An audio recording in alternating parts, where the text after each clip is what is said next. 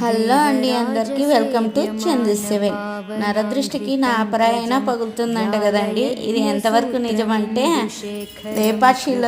లేపాక్షి గుడిలో నాగశిలను చెక్కేటప్పుడు వాళ్ళమ్మ వచ్చి తిందురా నాన్న అని చెప్పి కొడుకుని పిలిస్తే ఆ కండ్ల దృష్టికి ఆ నాగశిలే రెండుగా చీలిందండి. మీరంతా వెళ్ళి చూసే ఉంటారు. నేనైతే వెళ్ళి చూశాను. అంత చెడు దృష్టి అండి మన కళ్ళు.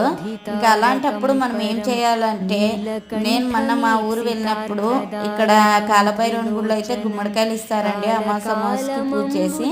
ఇంకా మనం ఏం చేసినా మనం బాగుండాలనే కదండి. అందుకోసం అని చెప్పి నేనైతే అక్కడ ఒక గుమ్మడికాయ తీసుకొని వచ్చి ఇంటికైతే కట్టించేసిన. ఇలా గుమ్మడికాయ కట్టడం వల్ల మన ఇంటి మీద ఎలాంటి చెడు దృష్టి పడదంటండి.